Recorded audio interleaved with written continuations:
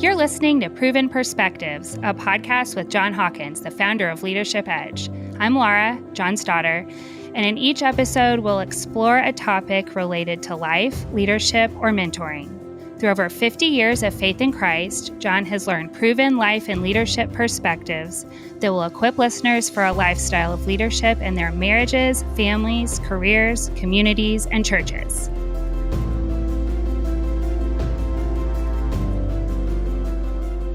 Hey, Dad.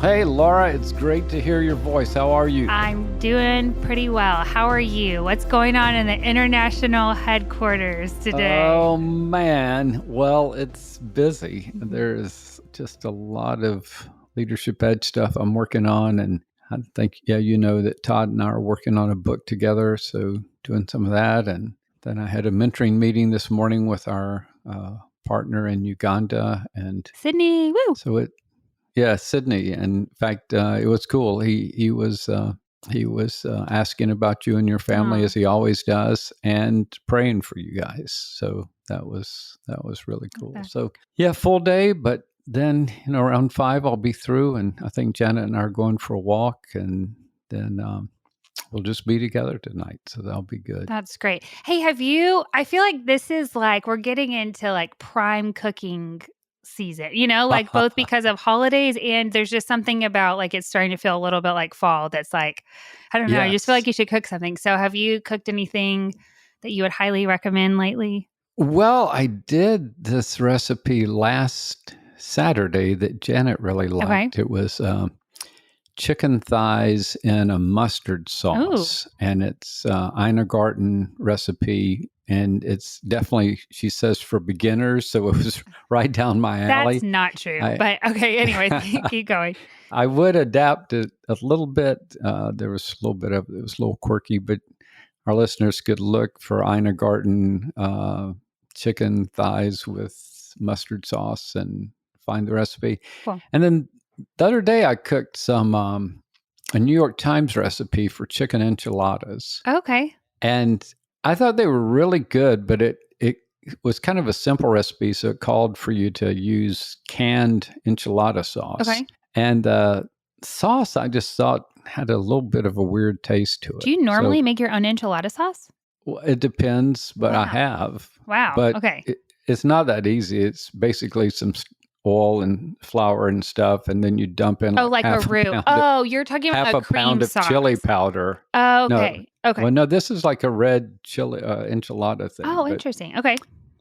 Anyhow, and it had these poblano peppers, which I didn't think were hot at all, but Janet thought it was a little hot. Okay. So she was loading hers up with sour cream. Okay. So if anybody's looking for that recipe, it's New York Times chicken enchilada recipe.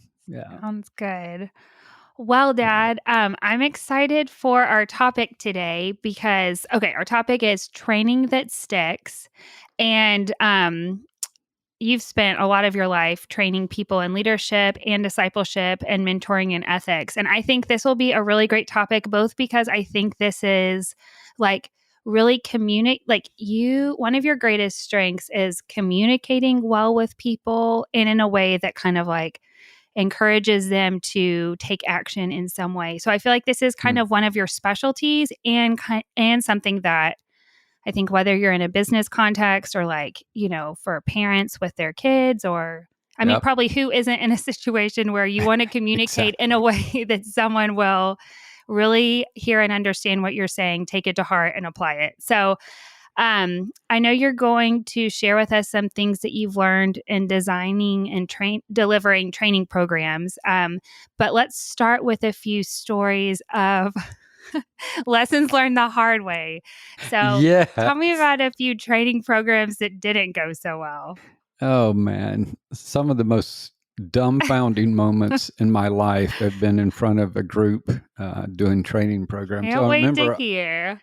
I was flown out. This was when we were in North Carolina. I was flown out to San Francisco to do I think half-day training with managers for the U.S. Department of Commerce on the West Coast. Okay. And so these are all like governmental employees. And they had asked me to do a workshop on leading change Okay. and how do you lead change in an organization. And I think maybe it was a hour and a half first session I was in. And so I'm just kind of going along with the training, got the slides going, got some interactive stuff. And Mhm. I'm just like, man, this is going great. And so all of a sudden, this probably lady in her late 40s, maybe early 50s, she raises her hand like right in the middle of it. And so I call on her and she said, I don't think you understand something. Oh, And gosh. I said, okay. And she said, I work for the US government. I don't have to change. And at first I thought she was joking, but she was not smiling a bit. Oh my gosh. And no one in the audience laughed.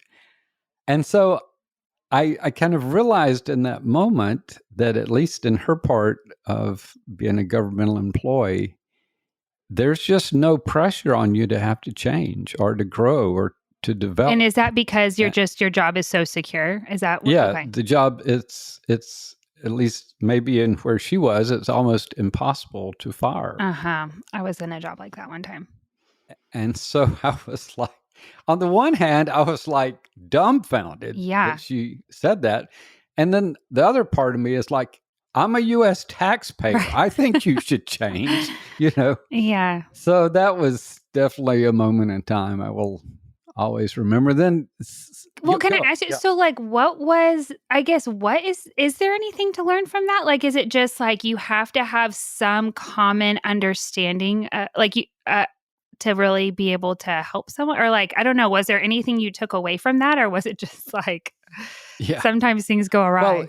yeah, looking back on it, I should have done a better job asking the manager who hired me just what would be the mindset of the people in the room That's on a this great topic. yeah, that's a great insight. I didn't, in a sense, do my homework by really getting him to help me to understand it. Yeah. And so I just went in, well, they've hired me to do this. And so it must be something that they're motivated to learn in, which Mhm. is always one of the trainer's greatest fallacies Mhm. is to walk into a room assuming, well, they've asked me to come train on this. I'm assuming they're wanting to grow in it. So that was kind of the Huh. but I Yeah. think the other thing, and we're going to talk about this towards the end, is I think no matter who you are, no matter how prepared you are to train a group, you have to learn to work with what shows up in the room. Huh. And so that showed up in the room. Mhm. And so instead of getting flustered by it, instead of getting mad at her, instead of like just dismissing her and like get back to my stuff, Mhm. I had to figure out, okay, this is in the room. How do I work with this? Hmm. And Laura, another time that's kind of similar to the one in San Francisco with the Department of Commerce was I was working at a top 10 MBA program, and we were working with the second year MBA students, and it was on leadership and ethics. And so again, we're like hour and a half into the session. I think it's going really well, A and common I'm up theme. front. Yeah, Yeah. I'm up front leading, though I'm part of a team that's doing this. And then this female student, she raises her hand, and you could tell like she is clearly agitated, like she's mad. So I call on her, and she said, "Listen, I'm spending, I don't know, maybe like $100,000 for this MBA degree. In my mind, it has nothing to do with ethics whatsoever. And I don't know why you're wasting my time." And right as I'm stunned with what she just said, about a Golly. third of the class applauds like what she said. How And wild. I was like, what I wanted to say is, have you read a newspaper lately or seen like any online news? Because just, regularly companies are just falling apart because Right. of unethical leadership. But she's in this MBA program, and in her mind, it has nothing to do. So again, I think that as a trainer, you go into situations and you can assume, well, they've brought me in to do this training program. It must be important to them. And yet you can be stunned to realize how unimportant. Now, for parents who are training their children, they run into this every day because they have all kinds of grand notions Right. of what their kids need to be trained in. Uh-huh. And their kids, respond in all kinds of ways, as I'm sure you've had a couple of You've experiences. been there for more than a few. Yeah. Yeah. Yeah. And speaking of that, the third story is, your brothers, Will and Gary, and probably you too, but this is more about Will and Gary. Okay. As they were growing up, Janet and I were trying to train them in being servants and taking initiative. And we, taught them that. We tried to model that for them, all that. And so one day we're having this ice storm in North Carolina. And my windshield we didn't have a carport or a garage. So my windshield is just covered with a sheet of ice. And I'm needing to go to the airport to fly somewhere. Hmm. And so I look out the window, and Will and Gary, little boys, are out there with hammers and screwdrivers Oh my God. cleaning off the ice on my windshield. And I just freeze when I see Oh it. my gosh. And and I just rush out and again, poor training here, like scream at him, like, what are you doing? Stop that. Yeah. And yet, I realized later on the training had been effective in every way but one. Mhm. Like they were taking initiative, they were being servants, but I hadn't thought about maybe you should coach them in how you actually clean ice off of windshields. Huh. So I think the lesson there is sometimes people can get everything you've trained them in and do some things that you weren't quite planning Yeah. because they're applying them in different situations than you would have imagined. And maybe they don't have much expertise in the situation in which they're applying it. Yeah. Okay, so I'm like thinking through, okay, so from the stories that you've shared so far, like what I'm taking away is one, you need to, I don't know, like in a training program, I guess understanding the heart is pretty limited, but like kind of reading the room or understanding your context is really important. Mm-hmm.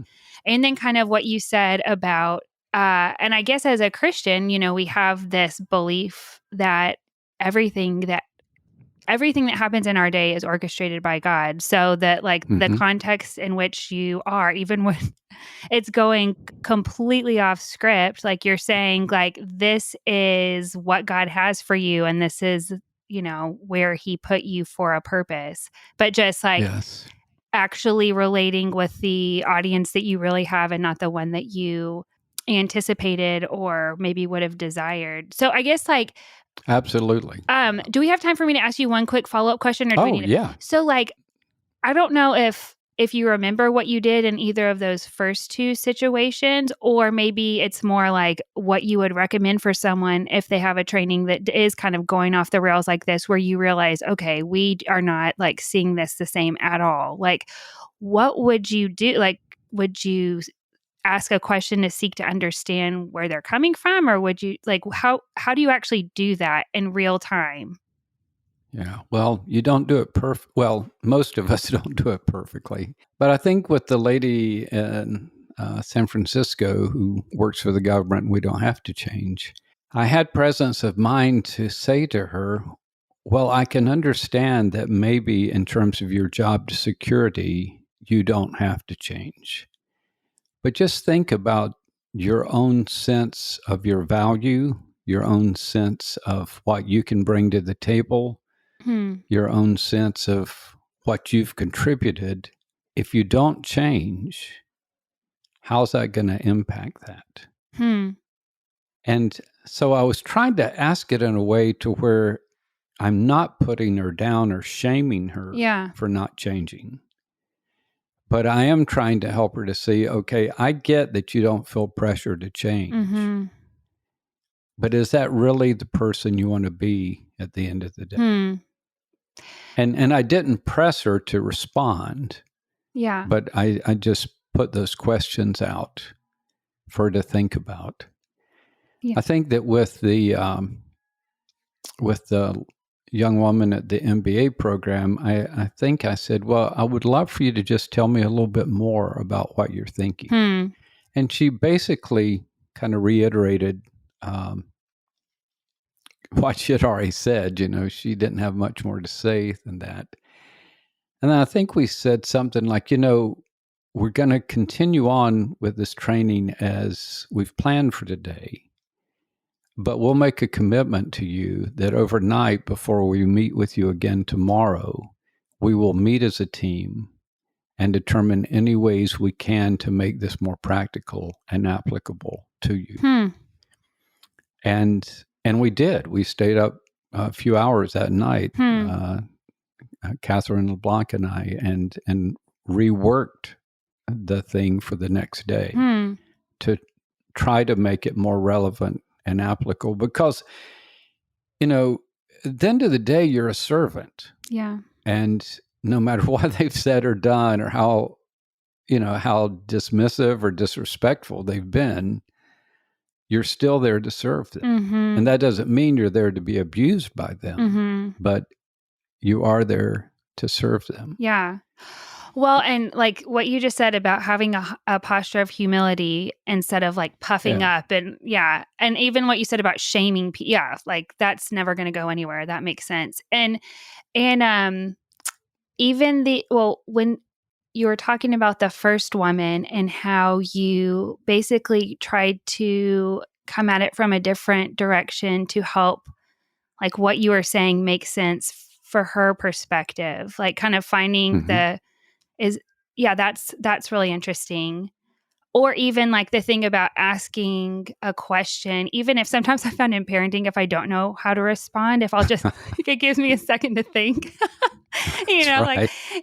Like, oh my gosh, what am I going to say next? Or, like then sometimes I'll say something that sparks something. So I feel like there's just like so much from this, Dad. This is really good. So those were Yeah. some misadventures. But I know that there are also quite a few training programs that went really well. So, what have you learned about designing and delivering effective training programs that have real impact? Yeah. Well, I've jotted down 10 things that I've learned and that we've used at Leadership Edge through the years. And I'm just going to quickly go through these, and our listeners can, write them down if they want to, if they're not driving or something, or at least they'll have them in the recording. I think the first one always is to pray both before, during, and after the training program, training class. As a Christian trainer, whether you're training a non religious group or a religious group, you need God's help to serve well. Hmm. You need God's help to have a clear mind and a clear heart, and especially to prepare you if something shows up in the room you weren't planning on. Hmm. But in some ways, I think a Christian view of learning would be the trainer has a role, the learner has a role, and then in all of it, we're looking to God Hmm. to bless it and to make it effective. And Mm-hmm. so I think that praying before the session, praying after the session, sometimes just silently praying during the session while you're Hmm. presenting or training is just essential. And for me, it gives me confidence because I know that I have, prepared depending upon the Lord. I know He's with me in it and I can trust Him. Hmm. So It's good. I think prayer, I think another one is that the training must connect with what the trainees value and believe. And in some ways, value and believe are two sides of the same coin. But what they think is important, what they value, and what they believe to be true or right. And I think with those two stories I told about the MBA program and the audience out in San Francisco, I think that's where the disconnect somewhat was, Mm-hmm. especially with the MBA program. It was not something they valued. Hmm. It was not something that they believed was relevant. Mm-hmm. And so sometimes if you are aware that the audience isn't just on its face immediately going to value uh, what you're talking about, or it fits with what they believe, you kind of have to deal with that up front, and in a sense build the case for what you're doing, why this is important, why this can be impactful for them. The third one is the training must lead to their success, meaning if they don't believe that this is going to actually help them to be better able to succeed in life, succeed in their jobs, succeed in becoming the person that they're supposed to be or that they want to be, if somehow this isn't linking to their success, then it's not going to be very compelling for them to learn and to grow. And we saw this a lot when we were working with companies in ethics training, where it was, fine and wonderful to be doing all these inspirational things on ethics. But if there wasn't a clear path of, okay, yeah, the ethical folks tend to be the ones who are elevated in the corporation. And if it tended to be more the low lives that were elevated in the corporation, then it's like it makes no sense. Or, if somehow there was no evaluation for ethics and there was only evaluation for productivity, then again, it was like, well, yeah, I hear all this stuff, but all they really want are the numbers. So it has to fit with some sense of success. And I'll share one more and then see if you have thoughts or questions. I think the training also has to be done in a way where the trainees are respected by the process and by the trainer, and they feel respected. I think that if the trainer goes in and he's disrespectful, dismissive to the people, if it's just kind of his show and it's all about him and his ego and all he's accomplished and all his stories, that doesn't work.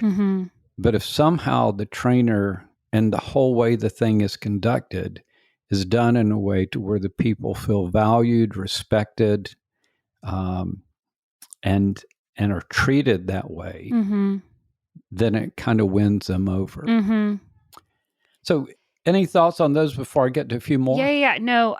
Well, one question that I had, so the second thing that you talked about was training connecting to what people value and believe. And so I feel like we kind of talked about like, okay, if you're in the training and suddenly realize, oh, maybe I miscalculated, like how you can handle it then. And you briefly mentioned like one way that you guys could have anticipated that better would have been maybe asking the person who hired you for their thought. But I guess like if you're going into an unfamiliar context, what can you do ahead of time to understand like the values and beliefs of the team that you're going to be working with? Yeah, well, one is whoever hired you to do this, just get lots of feedback before you do the training, like as you're still preparing it, in terms of what will these people be valuing and believing about this, what will be the things they'll push against that. But then I think another thing you can do, and I try to do this a lot of times in training programs, is at the very beginning, before I really do much of anything, I ask them to respond to questions in the session. Like maybe they'll do it in small groups first, and then the groups will report out. But say if I'm going to do like a mentor training, I might have them respond to like, why do you think mentoring is important, and how has it been important in your life? And maybe what do you believe the Bible says about mentoring? And then, maybe one other thing, maybe them do some, pairs or 3 or 4 people sharing on that, then some report outs. And that will give me some live feedback before we even start, both in terms of what they do value about this, and then maybe kind of take notice of the things that weren't said. Yeah. Does that make sense, Laura? No, that really does. Well, and I feel like this is such a strength of yours, and actually, I think ties into where you're about to go. But like what you just said reminds me of, I know recently you spoke at the youth group at our church, which, Yeah. is for you like a new context. Like both, I think Southern California culture is different and than, your normal context in middle schoolers. You're not around a lot of middle schoolers necessarily regularly. But Yeah. one of the leaders, who is a friend of mine, was saying that one of the things that really struck her was like, what a great job you did engaging the audience, and particularly the middle school boys were, Hmm. she said, were really like they were noticeably engaged, which as a former middle school teacher, I know that that's like a That very doesn't just difficult happen. demographic, but that it was just, you did a really good job like engaging them through questions and getting them involved. So I know that the next thing you're going to talk about is the importance of Yeah. training being interactive and practical. So let's make sure to carve out a little time, because again, I feel like this is totally your sweet spot. So yeah, you take it away. Okay. So, yeah, the fifth one is just that training must be interactive and practical rather than lecture and theoretical. Hmm. And it's kind of like the trainer as facilitator, Mm-hmm. not the trainer as the dump truck. Mm-hmm. And it's interesting, in the course of my life, this wasn't always the case. Like when I was growing up and when I was a teenager, young adult, there was still a lot of value for what would now be called sage on the stage, which is just basically this wise person dumping all their knowledge on people. Mm-hmm. And and more learning styles, at least in the West, have been moving a lot more towards interactive, practical case studies, putting it into immediate practice, that kind of Hmm. stuff. And the idea of lecture or theoretical or like being taught just doesn't work like maybe it did at one time. And so do you think, And oh, yeah, do you think that's no, inherently good, or is it just this is where people are at, so this is the way you need to engage them? Like, yeah, well, I think that historically, I would have to think it's not it's not wrong, but it is missing something huh, yeah. because there is value to just listening and learning from people speaking, Mm-hmm. and um, Yeah. and so sometimes I think that this generation of learners is a little bit self-limiting Hmm. in terms of all the ways that they could learn. Yeah. But again, I guess the value of the more interactive and practical is it helps you as the trainer see that them trying to do something with what they're being trained in, and are they understanding it? So Mm-hmm. there is a good feedback loop to the trainer. Yeah. So, like, you've talked about asking your audience questions. Are there other ways to make it interactive and practical? I mean, like, I guess I would love to hear if, yeah, just how you tend to do this. Yeah, well, little case studies can be Okay. helpful Yeah. where you give them a little story and get them to reply to it. Sometimes gamification of some kind, where you kind of set up a game for them to apply what they're learning. That's a huge thing, and I guess pedagogy now of how do we game something. Hmm. Mm-hmm. Um, I think that um, getting them to, like with one of our training programs right now, we train them in a leadership model. And then one of their assignments is that they have to go and explain that leadership model to an adult learner who's never heard it before. Hmm. And so that kind of forces them to have to learn how to explain it. Interesting. Yeah. And so those kind of things. Mm-hmm. Yeah. But the next one is that the training facilitator and how he or she, his style, must fit with the values of the training material. What we mean by that is if it's a Christian training program And yet the style of the trainer is dismissive, insulting, is bragging about themselves. If they're doing it in a way to where their style and their values are not in line with the values of the training material, Hmm. then it undermines the whole thing. And I've seen that happen a few times where, in a Christian training context, the kind of the style of the person training was so uh, in opposition with the values of the training content that it was pretty awkward. Huh. So you want to make sure that in the way you do it, you're representing the content and the values of the content Hmm. as best as possible. Then next one, 8, the most critical time period for a training program is 6 to 8 weeks after the training. What we mean by that is people can go through all kinds of training sessions, but the most important time is 6 to 8 weeks after they've completed the training. What do they do with it? Interesting. And so you're wanting to set up the training to where once they finish, they are clearly at a point of going and putting it into practice.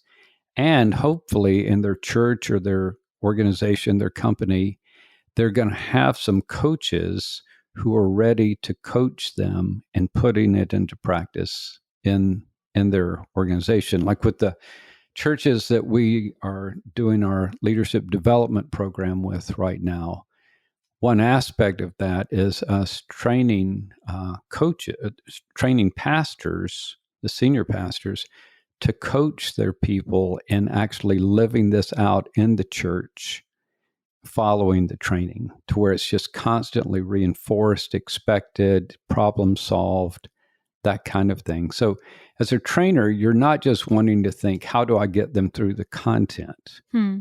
But how do I set up an ongoing experience with champions in the organization to where they're actually going to be expected and encouraged and supported to live it out? Mm-hmm. Yeah. Then another one is it really helps if the training's memorable and immediately applicable. Hmm. If it's too complicated, if it's something they would never be able to remember, Hmm. um, or if there's like, yeah, I got this, but I have no idea what to do with it. Mm-hmm. Uh, so you want it to be as memorable as possible, and you want it to be easily and readily applicable. Hmm. Then just 2 last ones. One is you want to, if possible, have the prospective trainees speak into the training design. And what we mean by that is, as we were saying earlier, how do you kind of deal with some of maybe the resistance that you might find with some of the trainees? Well, if you could get them to speak into it, like share with them, the way we usually do this training is this is the content. As you look at this, what suggestions would you have in terms of how we could make this more helpful, more relevant to you? Now, that's not always possible, but if you can get them to speak into it, that can be helpful. And then the last one is just that piloting a training program is a good idea. Meaning that you come up with a design as best made and put together as you know, and then you try it a few times and just see how the training works out. So those are 10 tips, 10 suggestions on how to help build training experiences that have a lasting, sticking kind of effect. Hmm. No, that's really good. I think a couple of takeaways for me are of what you just covered. What is like the idea of credibility? So like Mm-hmm. both as the person communicating, you need to prove to be credible and not like you're directly like going against the message in the way that you conduct yourself or in the maybe like humor, things like that. And then also in their actual experience, you're not saying you value one thing when actually it's something completely different that's valued.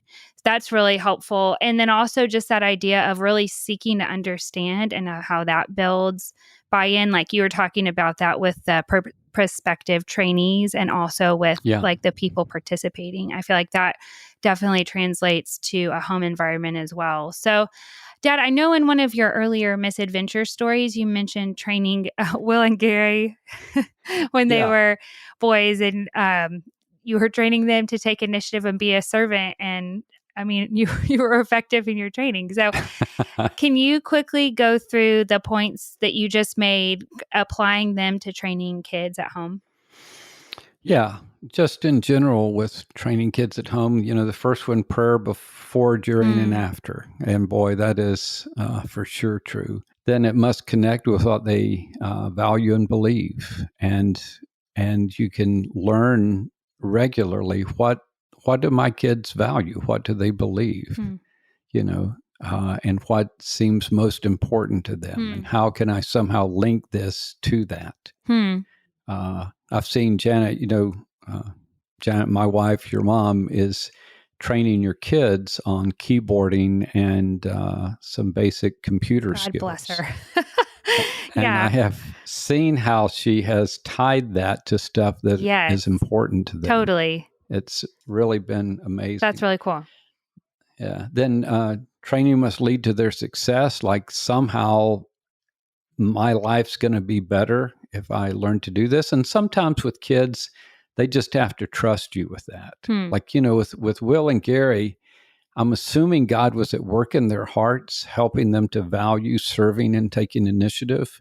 But sometimes kids just have to trust, well, this seems really important to mom and dad, so maybe I'm just going to try it and see, Mm-hmm.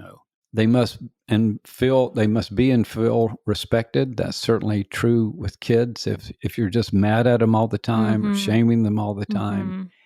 it's going to cut their learning. And that time with the windshield, and I run out and scream at them for doing it.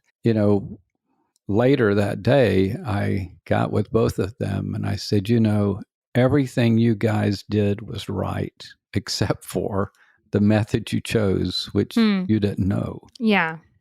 And everything I did in my response was wrong. Hmm. And I asked them, would you please forgive me? Hmm. And they did. Yeah. Hmm. It must be interactive and practical, learning to serve and take initiative. That's easy to do because it is interactive and practical. Mm-hmm. Um, the facilitator and facilitation style must fit with the values. So they need to see that I'm serving, that I'm taking Hmm. initiative, that I'm consistent with it. Memorable and immediately applicable to where they can see immediately what they can do with this. The most critical time, 6 weeks after the training. So just that there's follow up as I'm teaching them about servanthood and taking initiative.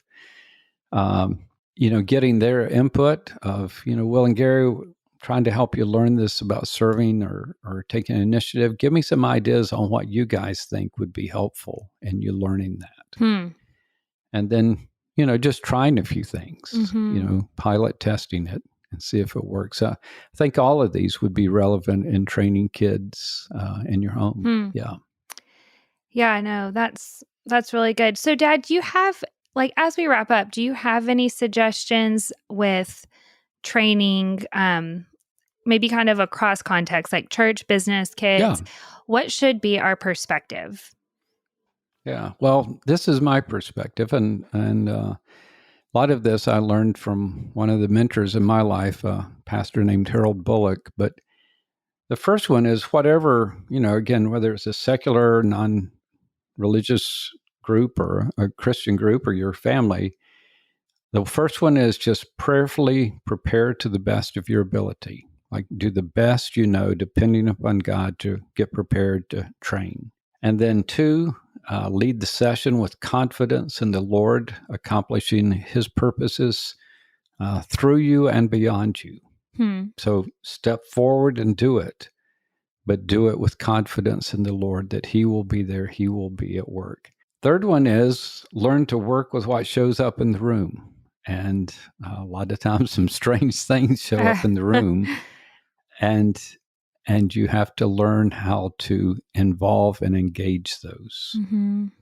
And then the last one is walk away from the training, receiving some feedback but not manipulating people to give you affirmation. Mm-hmm. A lot of times when you speak somewhere, you're training somewhere, you can kind of milk people, and what you do need is feedback from some people, in terms of how it went, what you could improve. But you want to walk away, get some feedback, and just move on. So those are some guidelines that have helped me through the years. No, that's really good. Well, I think a couple of takeaways for me, I just feel like I need these things brought back to the forefront over and over again, particularly in family life, but just the importance of prayerfulness, and like really relying on God in the moment.